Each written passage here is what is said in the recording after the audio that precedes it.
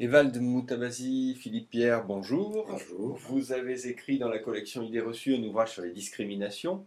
Quelle est, à votre sens, l'idée la plus courante sur les discriminations? L'idée la plus courante, à mon avis, aujourd'hui, c'est celle de croire que les guerres et les conflits entre les humains, qu'il s'agisse des pays, des régions ou des individus, viennent de leurs différences culturelles ou de leurs différences de civilisation. C'est totalement faux. L'histoire montre très bien que la plupart des conflits, et même des plus dramatiques dans le monde, sont souvent liés aux intérêts, aux pouvoirs économiques et politiques. La culture, en quelque sorte, serait la réponse à tout. Dans ce livre, nous essayons de démontrer que les phénomènes sont multidimensionnels et beaucoup plus complexes. Et puis, il faut veiller à ne pas confondre certaines notions clés. Un exemple. Confondons pas diversité et égalité.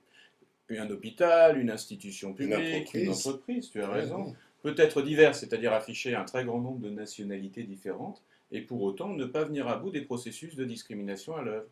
Elle pourrait par exemple se targuer d'avoir de très très nombreuses personnes originaires du Maghreb, et puis on s'aperçoit qu'en réalité, les personnes qui sont originaires du Maghreb ont été faire leurs études loin du pays d'origine, et il n'y a pas de mixité sociale. Tu veux dire que finalement, la lutte contre la discrimination ne se limite pas aux quotas. Non, c'est peut-être une solution trop rapide, et qui pourrait renforcer le danger que tu as souligné au début de notre intervention. Exactement. Je pense que les quotas, ça ne peut être qu'un indicateur à un moment donné, mais qui peut effectivement être mal utilisé et même produire des effets pervers sur l'organisation d'un pays. De même d'ailleurs que les cellules anonymes. Bah, c'est un outil. C'est un outil, ça peut être une porte d'entrée très certainement aussi à prendre en compte. Et c'est peut-être même un objet de réflexion pour lutter contre les discriminations qui ne sont pas intentionnelles.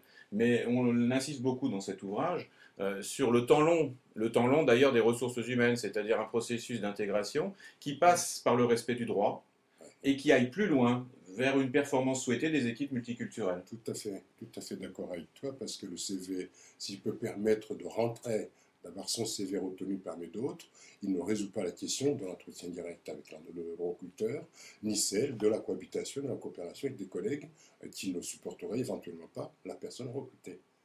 L'égalité passe par une lecture plus fine, plus complexe des phénomènes de discrimination. Evald Moutabazi, Philippe Pierre, je vous remercie.